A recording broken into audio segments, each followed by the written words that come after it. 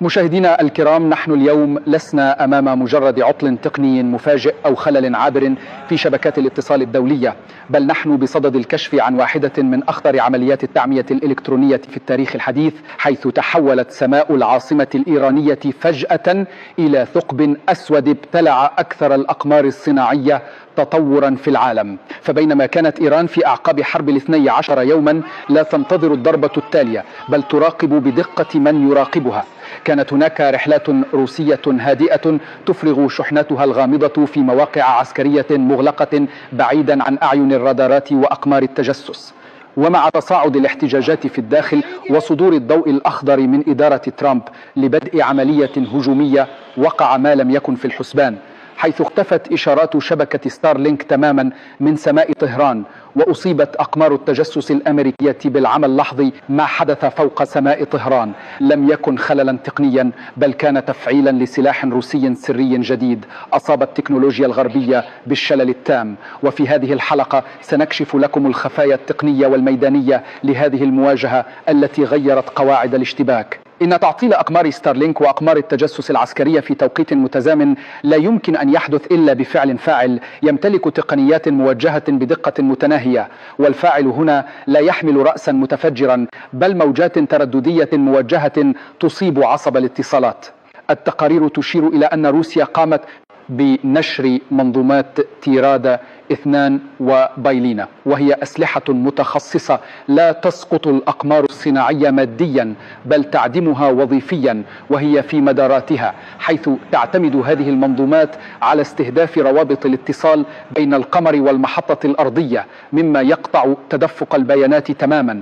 كما تعمل هذه الأجهزة على خنق الترددات ضمن نطاقات كيه أي باند وكيه يو باند، وهي نفس الترددات التي تعتمد عليها شبكات إيلون ماسك والأنظمة العسكرية الغربية، حيث تغمر النطاق الترددي بتشويش كثيف يمنع أي اتصال فعال، بالإضافة إلى استخدام إشارات مزيفة تضلل الطرف المستقبل وتجعل الأجهزة العسكرية تائهة إلكترونيا رغم أنها تعمل تقنيا.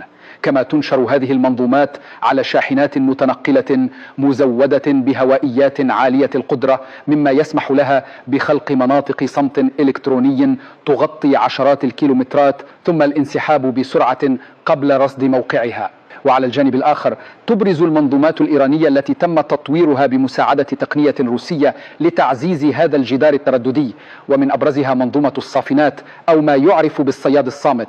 هذه المنظومة المحلية صممت لتكون أكثر مرونة وقادرة على التحرك داخل البيئات الجبلية والحضرية الصعبة، وهي متخصصة في استهداف الطائرات بدون طيار ونظم الاتصالات اللاسلكية التكتيكية.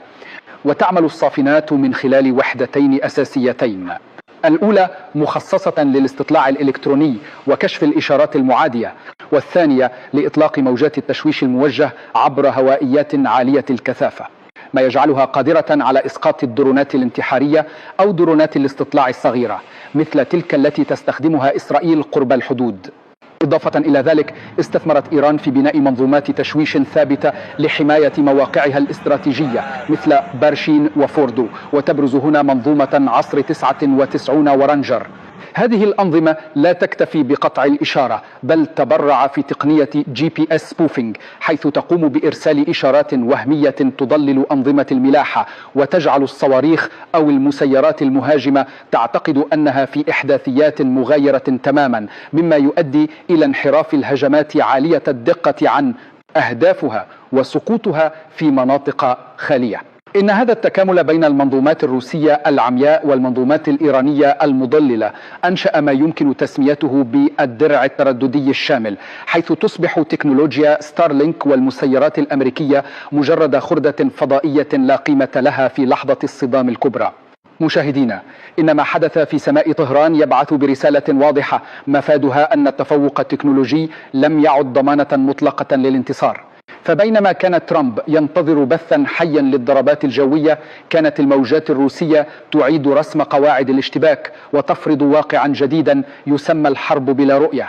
هذا الفراغ المعلوماتي المفاجئ هو ما كسر ميزان الردع التقليدي وأجبر غرف العمليات في البنتاغون وتل أبيب على إعادة حساباتها بالكامل، خوفا من الوقوع في فخ إلكتروني لا مخرج منه. وهنا يبقى السؤال الجوهري لك عزيزي المشاهد، والذي ننتظر إجابتك عليه في التعليقات. برأيك هل تنجح هذه المنظومات الإلكترونية في شل أي هجوم إسرائيلي أو أمريكي محتمل بشكل دائم، أم أن واشنطن وتل أبيب ما زالتا تخفيان أوراقا تقنية أخرى قادرة على اختراق هذا السد الترددي المنيع؟